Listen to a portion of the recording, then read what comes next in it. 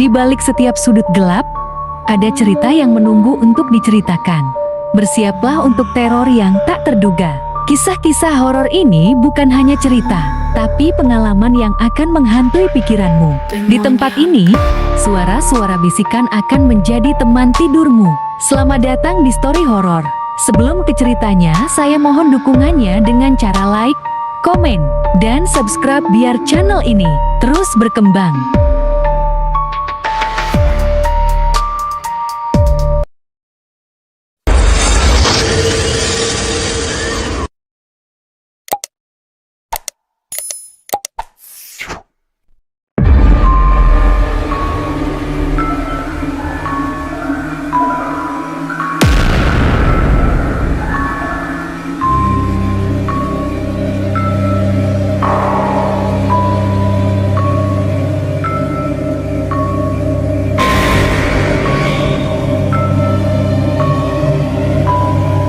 Setiap desa memiliki rahasianya sendiri, tapi tidak ada yang sekelam rahasia Dusun Serawung.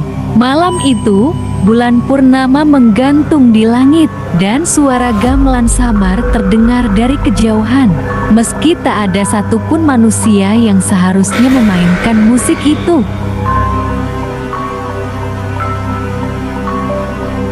Dusun Serawung terletak di perbatasan antara hutan pinus dan lembah sunyi di lereng Gunung Lawu.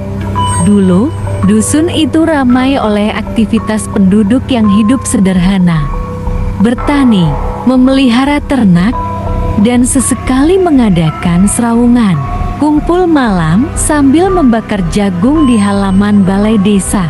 Namun, semua berubah sejak malam purnama di bulan Sapar.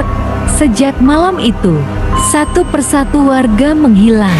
Damar, seorang jurnalis muda dari Solo, datang ke Dusun Serawung karena mendengar kabar aneh. Warga satu dusun hilang tanpa jejak. Rumah mereka masih lengkap, tapi tak ada satupun orang tersisa. Ia datang sore hari bersama rekannya, Laras, dengan mobil tua. Saat melewati jalan desa, mereka melihat papan kayu tua bertuliskan Dusun Aserawi UNJ. Hurufnya mulai pudar, sebagian seperti dicakar sesuatu. Begitu masuk ke wilayah desa, udara mendadak dingin. Suara jangkrik berhenti dan aroma anyir samar tercium di udara. Rumah-rumah terlihat seperti ditinggalkan mendadak. Pintu terbuka, piring masih di meja. Bahkan televisi masih menyala tapi hanya menampilkan salju hitam putih. Rasanya kayak desa ini beku waktu, gumam Laras. Menjelang malam, mereka memutuskan untuk bermalam di balai desa. Sekitar tengah malam, Damar terbangun karena mendengar suara gamelan dari luar. Bunyi saron dan kendang terdengar lirih, disertai suara perempuan menembang. Serawung, ojo lunga, kenewe, ndadokro aku, yang artinya, Serawung, jangan pergi, duduklah di sini bersamaku. Suara itu begitu merdu tapi juga menyeramkan. Damar mengintip keluar, dan di kejauhan ia melihat cahaya obor bergerak di tengah lapangan. Beberapa sosok berpakaian adat Jawa sedang menari dengan gerakan lambat, seperti wayang hidup.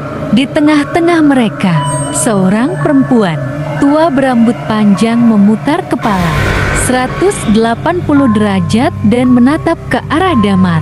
Damar terjatuh ke belakang. Ketika Laras bangun dan menyalakan senter, lapangan itu kosong, tapi tanah di sana masih basah, seolah baru saja diinjak banyak orang. Keesokan paginya, mereka menjelajahi bagian belakang desa dan menemukan sumur tua yang ditutup dengan papan, kayu dan tali bekas anyaman pandan. Di dekat sumur, ada tulisan arang di dinding rumah. Sopo sing muka tutup iki, bakal bali bareng wong-wong sing ilang.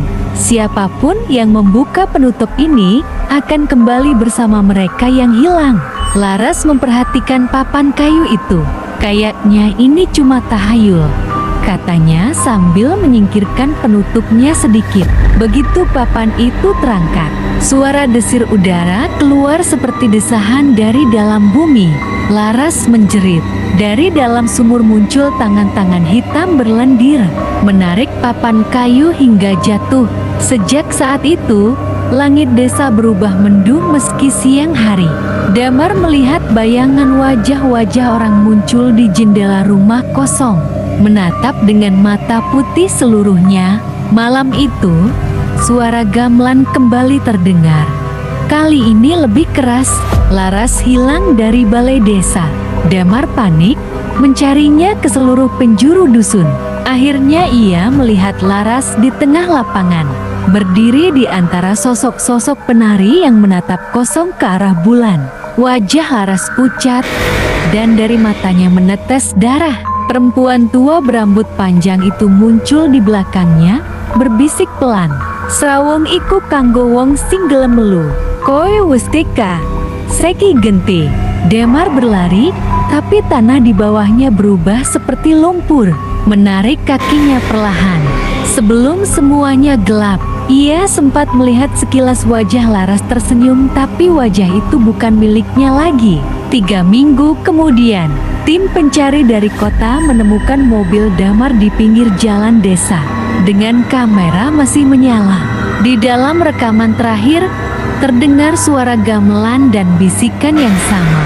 Dan hingga kini, dusun Srawung tidak pernah ditemukan lagi di peta. Beberapa pendaki mengaku melihat cahaya opor di tengah hutan lawu pada malam bulan purnama, diiringi suara gamelan yang datang entah dari mana.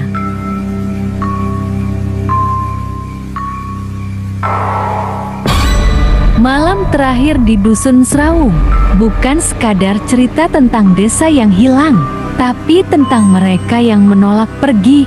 Karena di antara kegelapan dan sunyi, masih ada jiwa-jiwa yang ingin terus berserawung bersama kita. Sekian cerita horor kali ini. Terima kasih sudah mendengarkan cerita ini sampai selesai. Sampai jumpa di cerita horor berikutnya.